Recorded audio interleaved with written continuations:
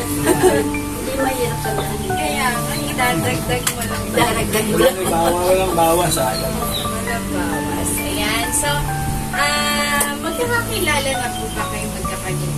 Sa mukha. Sa mukha. Ano pong grupo? Okay. So, ngayon, para...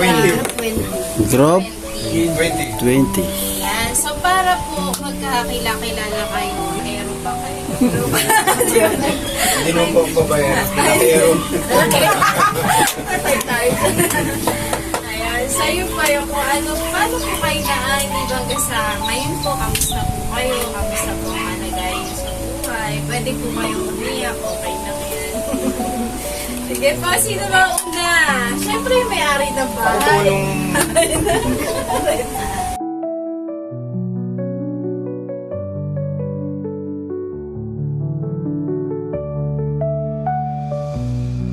sabi ko okay, sabi niyo, tama naman, nasa Bible, binabasa lahat.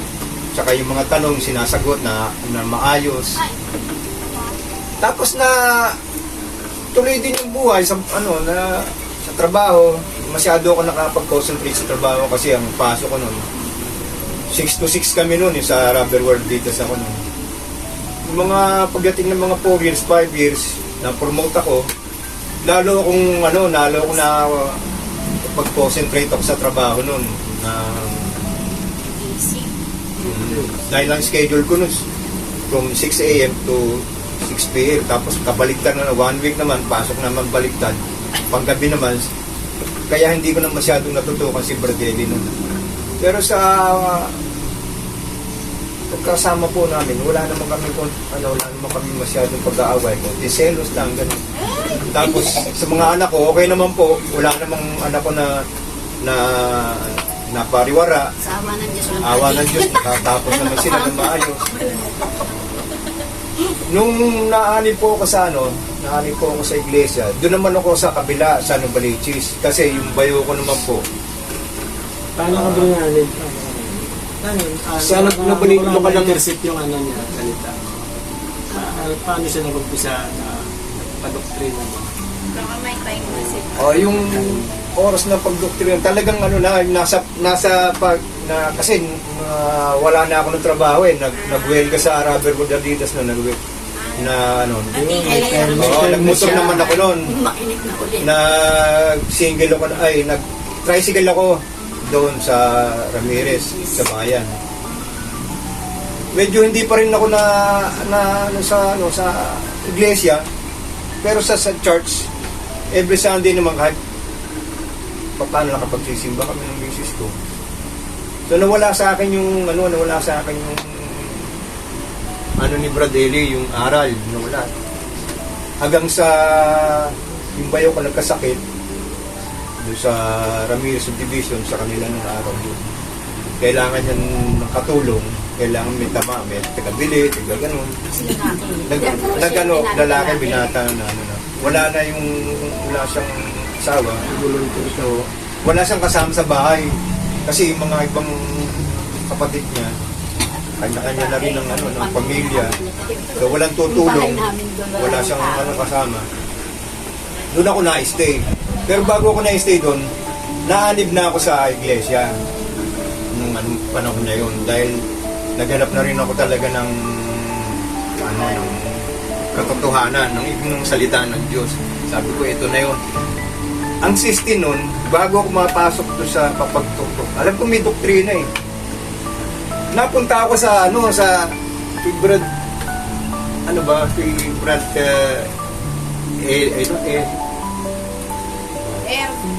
yung katabi ng Metrobank sa loob, yung si Eddie?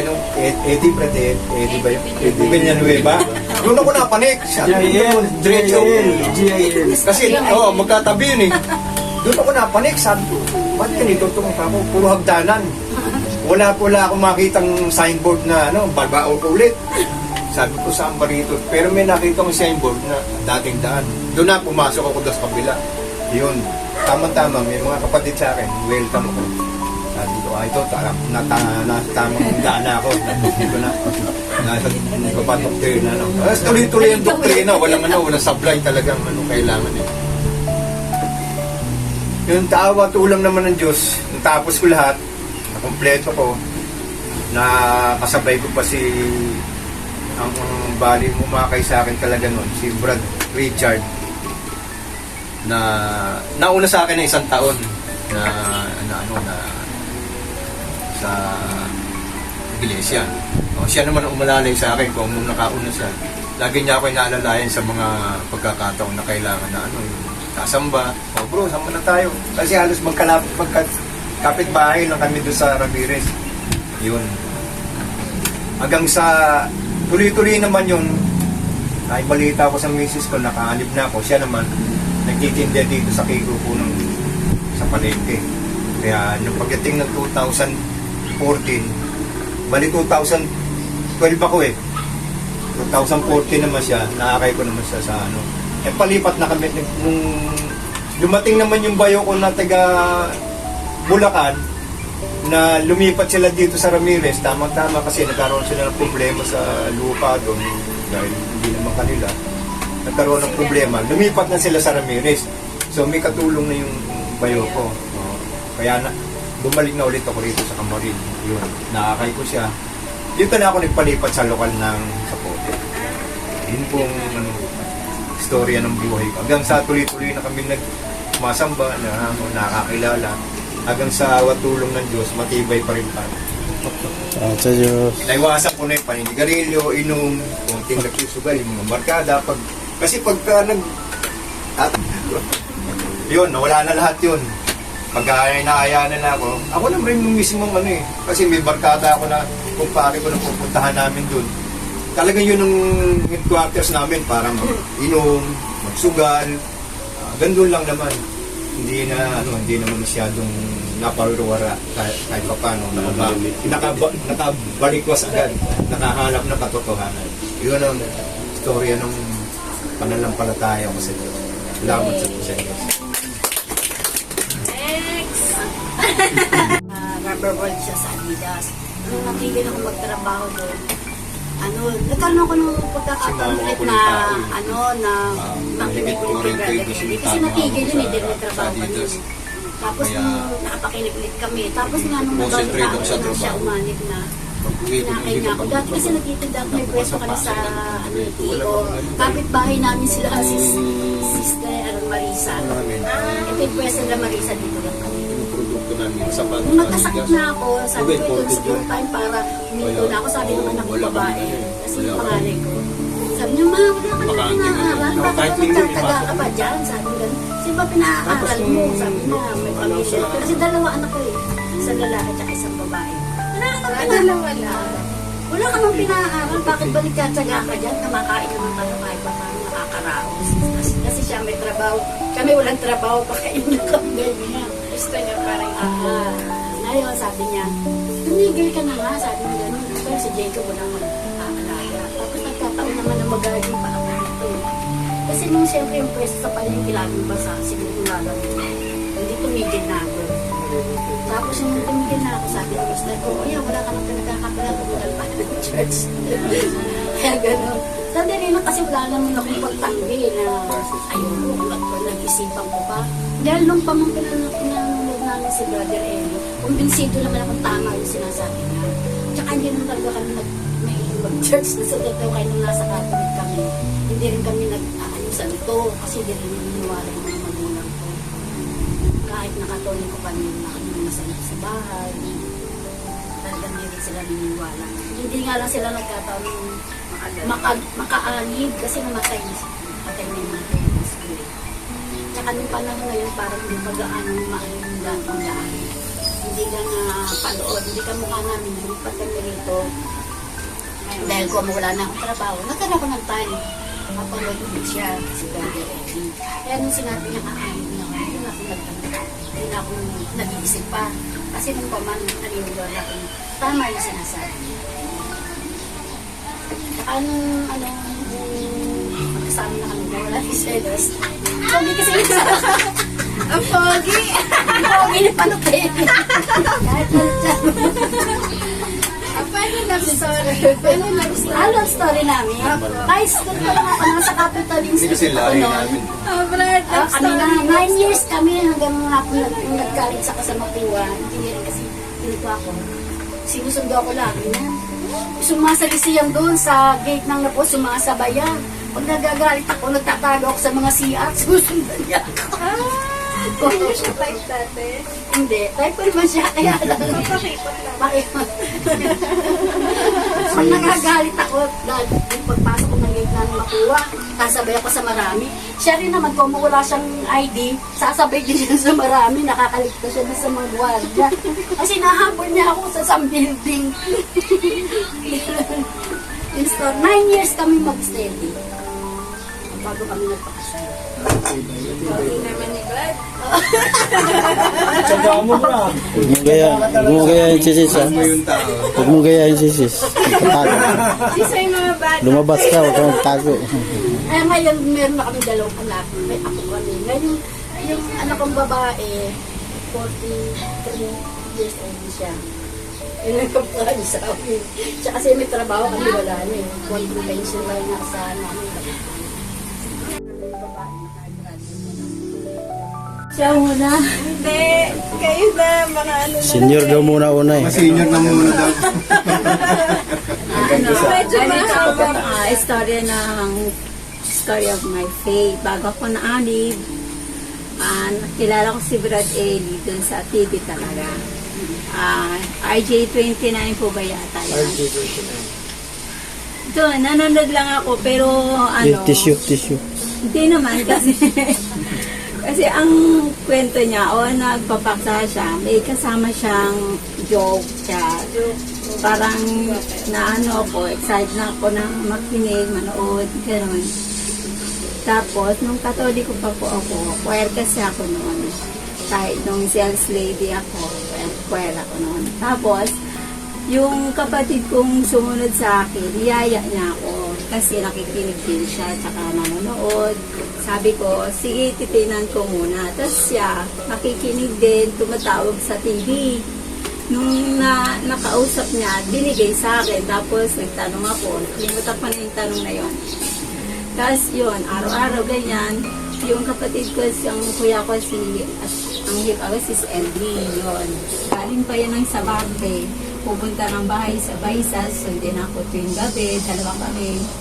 Atin sundo, pagka sa doktrina, isang buwan halos din yun eh, mano-mano, kumbaga manggagawa kayo sa lokal ng Bipra, kila Sis Arce, yun. Tapos, sa madaling salita, naanib ako, year 1999. Tapos, lumipat po kami dito sa Camarin 2001. Saan po kayo galing, sis na? Baysa po. Sa Bansa. Ang layo. Kami naman sa bayan. Nung naanib po ako, sa Bipra po ako nagdalo-dalo doon. Tapos, nung nagkaroon ng lokal sa Baysa, sa bahay po ni Sis LB, doon na nag-continuous na treasurer, ay secretary po ako, tapos choir, ganon. Sa tulong naman, nagpapatuloy. Siyempre, hindi maiiwasan. Yung mga hadlang talaga, kahit asawa mo, hadlang, yung mga kapatid ko sa lang, hadlang, pero tinadaan ko pa rin sa panalangin. Ayun, diretso po, hanggang ngayon. Sa tulong po ng Diyos. Kasama niyo. Ay, yung asawa ko na anib, Hindi, paano ka niligawan muna? Bago na ano? Kasi hindi ko po siya maligawan kasi yearly nasa abroad po yun. Hindi, yung paano kayo nagligawan una? Nung hindi pa ako naanib, nung hindi pa ako naanib kasi service crew ako nung dati sa ads. Nakilala niya ako doon, tapos nagliligaw na siya, pumupunta na siya ng bahay doon. Tapos yung nanay ko nandun sa Turkey, pag uwi niya may asawa na ako, pero kinasal naman ako sa West. Ayun. Tapos ang asawa ko naanib siya 2016. ilan na ang gap namin noong 1999, tapos 2016, siyempre, pagka umuwi siya dito, siyempre dahil hindi nga siya religyoso, hindi talaga maiwasan yung hindi kayo makakasundo. Ayun. Tapos ang matulong naman po na yung Diyos na anib yung asawa ko. Kaya lang ngayon, nasa abroad pa rin. Doon po siya umaatin. Opo, nung nag-pandemic siya, hirap talaga siya. Kasi nandun po siya ngayon, di ba, sa Qatar siya ngayon. Nung nag-pandemic, dahil nasa compound po siya ng hari, may oras po kasi may curfew yung oras. Ngayon, nung nag-try siya na dumalo sa Doha, Qatar ng lokal, pa yun, SPBB, nakapagluto pa nga siya doon eh. Kaya lang yung oras talaga ubos. Tapos yung pamasahe, dahil siyempre real lang, maliit lang ang sahod niya. Doon na pupunta sa pamasahe. Tapos, pagod siya. Hindi siya minsan nakakapagod sa loob dahil nga nasa compound po siya ng hari. Ngayon, nung active naman siya, nagsusum. Tapos nung nagsusum na siya, kasi nahirapan siya pumunta ng lokal ng Doha, nagsusum. Ang nangyayari, 2 camera, 2 cellphone, magkatapat para dadalo siya. Yun. Tapos gano'n lang gano'n tuwing pagkakatipon. Tapos nung umuwi siya dito, isang daling panahon lang siya, tapos bumalik na naman siya doon. Nito lang, year 2025, hindi na siya nakakadalo. Kasi nga, mahigpit yung amo niya doon. Anytime pwede siyang tawagin. Doon, inactive na talaga siya. Pero di ba nagpa-apply pa po siyang lumipat? Opo, ngayon, 2025, nagbabalak siya sa ibang bansa. Pero, antabi pa lang din po siya. Pero siya ng file na pagpapaalam dun sa amo niya. Hindi siya pinapayagan kasi nga, maganda kasi yung skills niya. Saka Hindi siya mag-demand ng bagay para huwag siya umalis. masipag siya. Wala siyang kapalit na kumbaga kasi Kaya nga, ipayagan siya. Hindi niya yun. Kahit sa Kaya, simple na Ako naman po, bago po ako namin sa Indonesia, dati rin po ako may bisyo. Bata pa lang po ako, mga edad 16. Natutunan po ako ng ganito at nangalak. Tapos po hanggang sa Hindi kasama chicks. Ano rin yun, hindi lang binanggit. pogi eh. nagkaroon lang po ng girlfriend dati sa mga Single lang. Tapos po, nagkaroon po ng COVID. Bali sa bahay lang po kami. Yung mga live po nila pwede sa bahay lang po. Yung bigla na lang po lumitaw sa cellphone o sa Facebook. Yun, hanggang sa Ano ka-interest ka na pag-uwi? makinig kay Brad Pitt. Tapos po, nasa Tarlac pa po nun ako eh. Pero kahit nasa Tarlac pa po nun ako, na ko na po si Brad Pitt sa Facebook. Hanggang sa pumunta po ako ng Laguna sa kapatid ko para mag-alaga po ng pamangkin ko. Kasi wala pa po nung trabaho eh, kaka-graduate po lang po. Akong nag-aalaga po ako sa pamangkin ko. Sa bahay lang po. May wifi naman po yung kapatid ko. Kung nagbabantay po ako ng bata, yun, napapakinggan po si Brad Pitt. Sa po nila, sa tawag doon? Sa live po nila na ginagawa po. Oo, yan. Yun po, hanggang sa nakapag-decision po nun ako na umanin na po. May nakita po ako ng lokal na malapit po sa amin, talagang sinursige ko na po na umanin na po talaga. Pumunta po ako talaga sa lokal ng Babuhay. Yun po yung pinakamalapit na lokal ko sa bahay ng kapatid ko. Sabi ko, gusto ko pong umanit sa MCD guys, sabi ko. Medyo medyo maselan pa po nun. Sabi nila, sige po, iano po namin kayo sa bibigyan po namin kayo ng link. Doon po kayo doon po kayo makinig. Hanggang sa nakapagpatuloy po ako sa pakikinig. kahit nga po na nakikinig ako, pinupuntahan po ako ng mga kabarkada ko eh. Niyayaya ako mag-inom. Niyayaya ako na, tapos nagluluto sila. Pero hindi po ako nagpadala kahit pinupuntahan po nila ako. Nakikinig pa rin po ako ng nagpapatuloy. Pati po sila nakikinig na rin kahit binibiro-biro na po nila ako na ito na tayo, gumagal, pero hindi po ako nagpano sa sa natapos ko po yung doktrina. Tapos meron pa po yung sinabi ni Brad Daly na naranasan ko po yung nasabi niya pag magpapadoktrina ka na mag-aad lang po lang. May trabaho na po nun ako. Paalam po ako na sa amo ko, sabi ko. Tapos hindi mo na po ako nakakapasok yung nabukasan kasi papapatuloy po ako, sabi ko. Bigla-bigla siyang ano pala siya, Iglesia ni Cristo. Naalala ko yung sinabi ni Brad Daly na sabi niya, may hadlang po talaga. Naalala ko kung ano po paniniranin sinabi niya kay Brad Daly. Bakla daw po.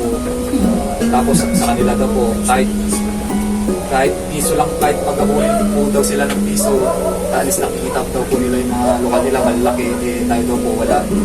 Yun. Pumapasok na po sa isip ko nito sinabi ni David na talagang may hadlang. Tapos, Hindi ka lang pinag-initan. hindi naman po.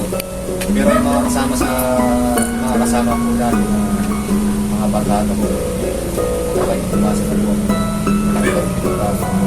Ilan taon ka na ngayon, bro? Tuloy mo lang yun. Mas maganda, mas bata ka. Kasi kung ako noon, mas bata ako nakapakilig. Maaaring naalim ako ng mas bata. Kasi talagang yung panunood tsaka sa TV kay Brad Daly, mga talagang ebanghelyo sinasabi niya, talagang tumatagos talaga sa puso, sa utak. Hindi mo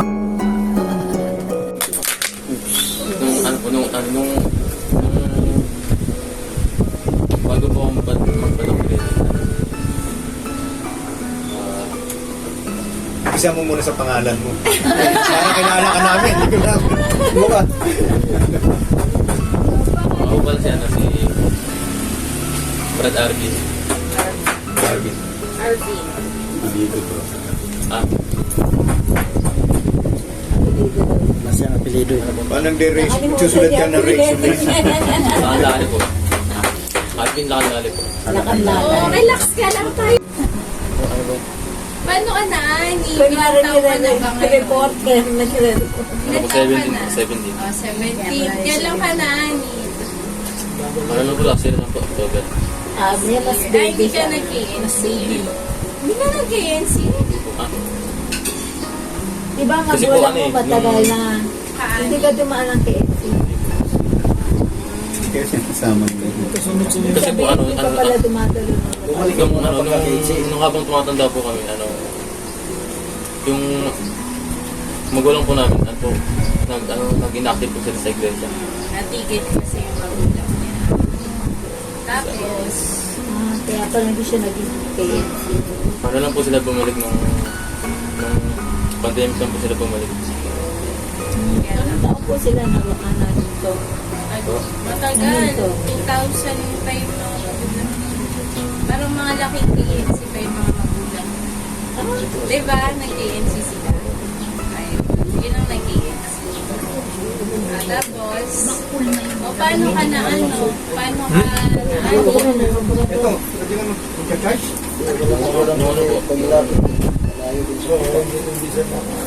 Sabi ko ni mama, raw po magpadoktrina na nagpadaw po.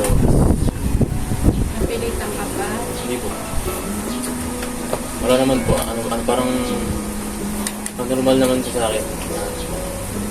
Magpadoktrina. Napilitan ka lang. Hindi po. Talaga mukha lang sa loob mo yung pagkakrina. Tapos po ay nagpatuloy po ako. Bali, ano po yun tumimo sa thesis mo sa doktrina? Sa mga paksa? Anong naana mo sa paksa? Tumimo ba sa isip mo? Ba't ka nagpapautismo? Oo, anong mga napakinggan mo doon? Yung nakalimutan.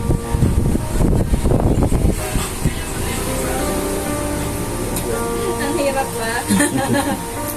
Marami.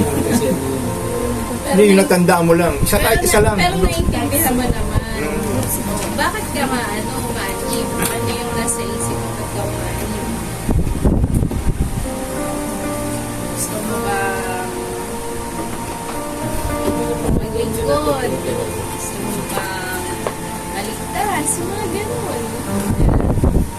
Kung gusto mo nang maglaro.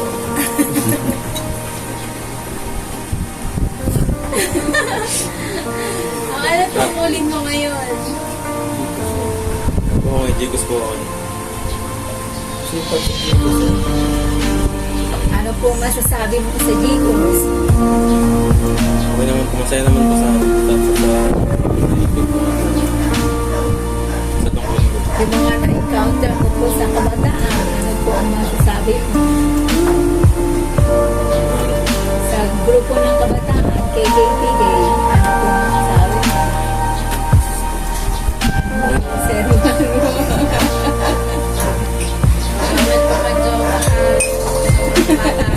Oo, 17 lang. Wala ka sa Gcos. Seryosohin mo po yung sa tungkulin mo dahil yun ang pinasa mo ngayon. Hindi pa pala. Nag-aaral ka pa. Tapos mag-graduate ka pa. Nagmamahal ka pa. Ano ka pa ng bahay? Mahabang proseso Hindi pa. maganda. Diretsohin mo lang. Hindi ka lang sa tungkulin. Kaya ito talaga. Yun mo yung mga kikita mo nandyan pa rin sila, di ba? Sa our touring. Huwag tayong magsariling kalooban. Sunod tayo sa Ito, araw. mahinang ano pa talaga nun. Ang faith nila. Kasi kahit nasa bahay mo, magbimbalaban mo din yung kaya diretso lang, sabi ni Bratelli. Kumbaga sa kabayo, may ganyan siya, kailangan mo. Pero awa tulong, kaanib sila lahat eh. Yung akin na lang. Yung atin na lang pala, isang na lang pala. Hindi. Okay, sino ano pa? Si Shaila Amado. Nabautismo ko ng December. Ay, December Ni Bradlito. 2020. Mga kapatid naman po yung mga magulang ko kaya hindi po naging mahirap sa akin yung Quran. Akala ko yun ako ng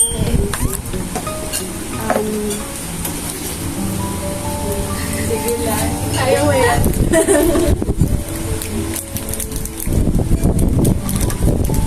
Assisting mo kung okay na yung dami.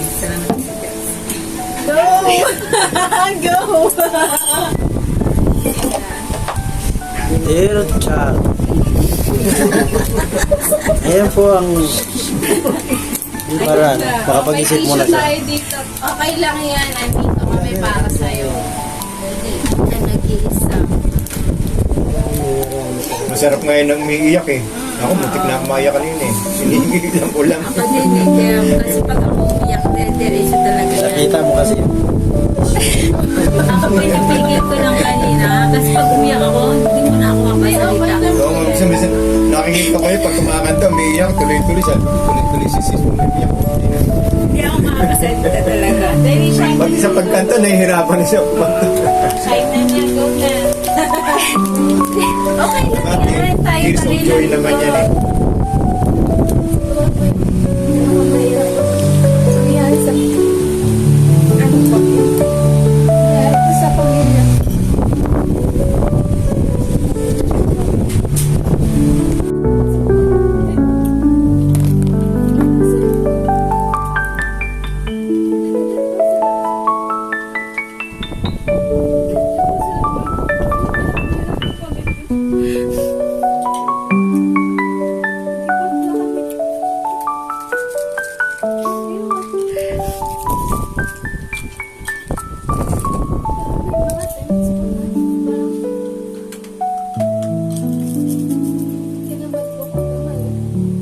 Meron pang magtatawag sa'yo, may mag-I love you, nag-isip ako noon, pumasok sa isip ko na ayaw ko na maulit-ulit kasi nagkaroon ako ng experience na gano'n na hindi maganda. Masisira yung pamilya mo, una-una, pag may pumasok sa inyo na gano'n, isipin nyo yung ibang tao na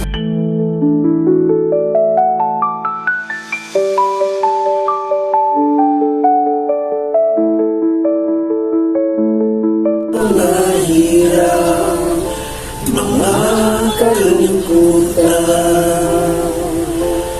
May namumulila, may namamanglaw, at ang pagluha ay hindi mapigilan.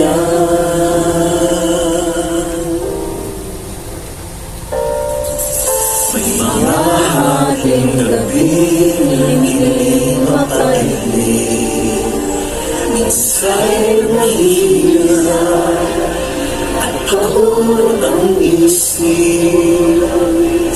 Pag-ibok ng puso ay tila umibilis, pagkat hindi tiyak bukas na sasabi. Mabuti na lang at diwa ay napukaw nang maramdaman ang iyong pagmamahal. Ang mga pangamba ay agad na naisan dahil sa pag-asa di kami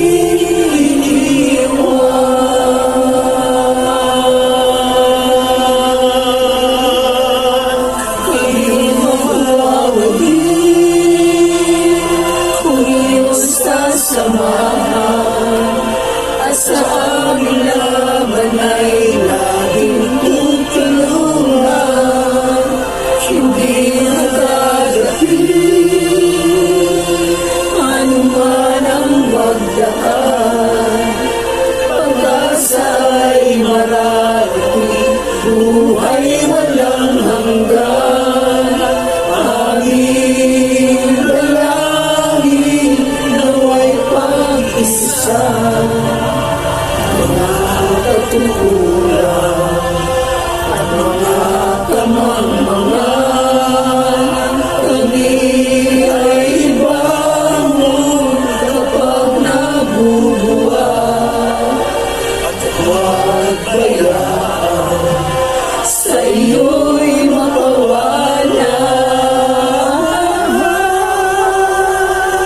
Kami magwawagi kung iyong sasamahan, at sa aming laban ay laging tutulungan, hindi magagapit anuman ang magdaan. Pag-asa ay mararating, buhay walang hanggan. Aming dalangin nawa'y pag-isa, mga pagkukulang at mga kamangmangan. Kami ay bangon kapag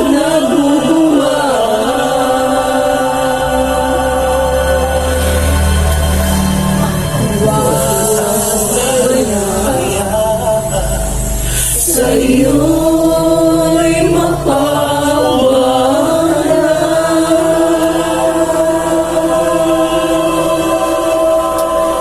Salamat po, Jesus, sa iyong pagmamahal.